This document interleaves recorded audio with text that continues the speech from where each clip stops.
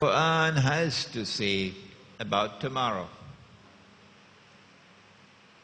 It was our good fortune that we were students of such a scholar.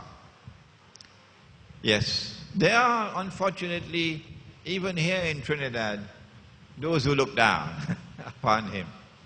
And we feel sorry for them. They do not recognize the greatness of that teacher.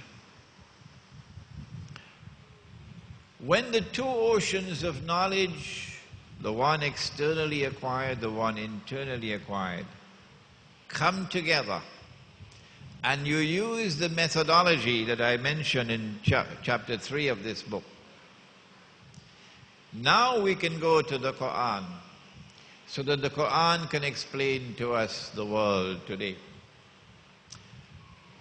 In this session, we're only going to give you a taste of what is to come.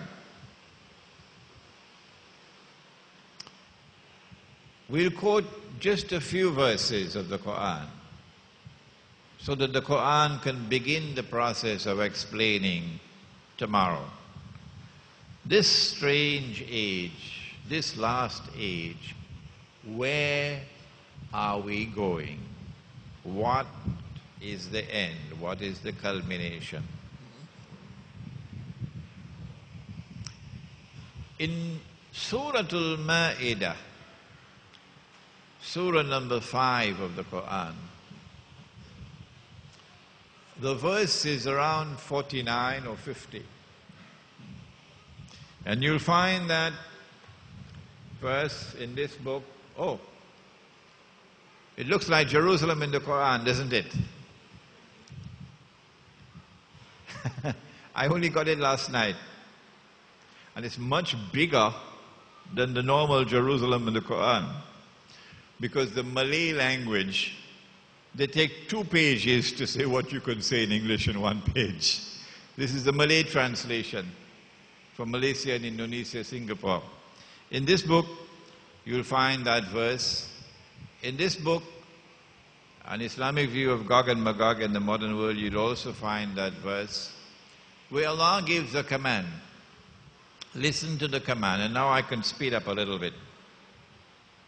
بعد أعوذ بالله من الشيطان الرجيم يا أيها الذين آمنوا, O you who have faith in Allah, لا تتخذوا اليهود والنصارى أولياء. Do not take the Jews, do not take the Christians as your awliya. Now remember, we have discarded that deficient and defective methodology, the one where you take a verse in isolation, stand alone, to derive meaning. We've thrown that out of the window. Do not take the Jews and do not take the Christians as your awliya, your friends and allies. بَعْدُهُمْ أَوْلِيَاءُ بَعْضٍ بَعْدُهُمْ أَوْلِيَاءُ بَعْضٍ. When we look at the translations of the Quran, all the translations of the Quran say the same thing. They are friends and allies of each other. So using those translations, let us proceed. Do not take the Jews and do not take the Christians as your friends and allies. They are friends and allies of each other. وَمَنْ يَتَوَلَّهُ مِنْكُمْ فَإِنَّهُ مِنْهُمْ. And whosoever turns to them with friendship and alliance, you now belong to them. You no longer belong to us. إِنَّ اللَّهَ لَا يَهْدِي الْقَوْمَ الظَّالِمِينَ. And Allah condemns it. This is an act of dhulm, wickedness. And Allah will not provide guidance for people who commit such an act of wickedness. What? Taking Jews and Christians as your friends and allies? Is that what the verse is saying? But a Muslim man is allowed to marry a Christian woman, isn't it? Except, of course, in Malaysia. So, if we use this translation, then he'll have to say to his wife, let me teach you another expression now, Trinidadian expression.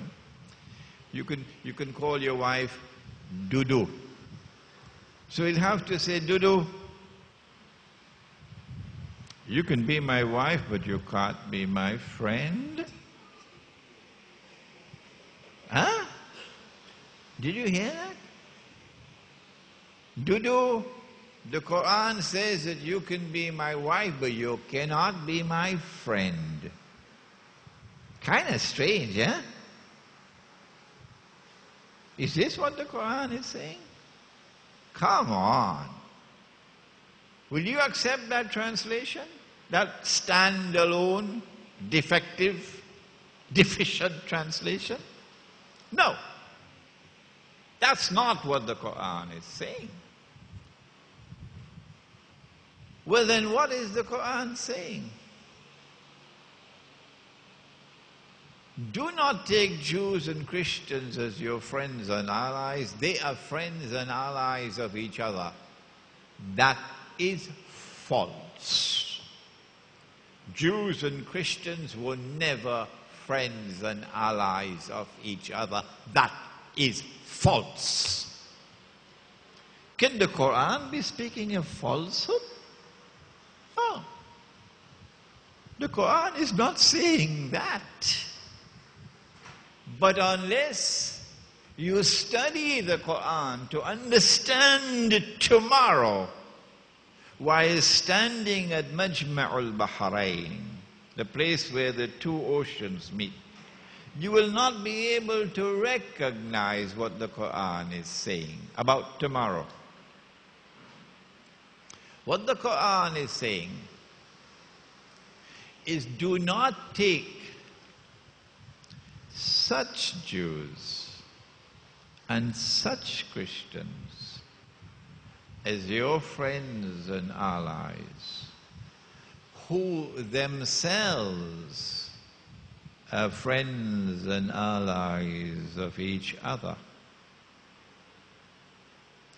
The Quran is anticipating a time which is to come, tomorrow,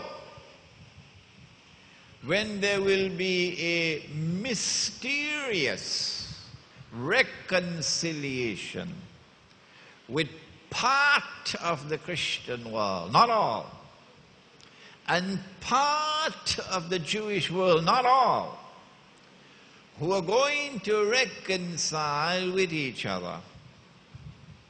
And a Jewish-Christian alliance will emerge in the world. When that mysterious alliance is established in the world, then watch it. Watch those Jews and those Christians, not all. When that alliance emerges, a Jewish-Christian alliance, then you are prohibited from becoming their friends and allies. Do you think the government of Egypt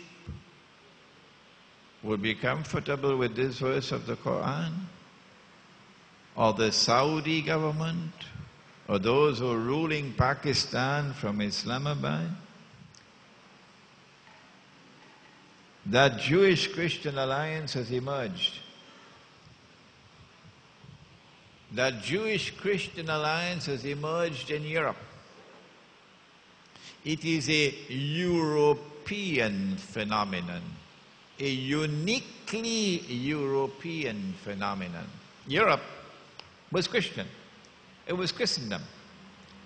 Europe discriminated against the Jews. But a new Europe has emerged, in which Christians and Jews have now reconciled with each other. And if you didn't know it, let me tell you, the United States of America is a Judeo-Christian country. Muslims may just be tolerated, but you don't have the status that they have. It is a Judeo-Christian country.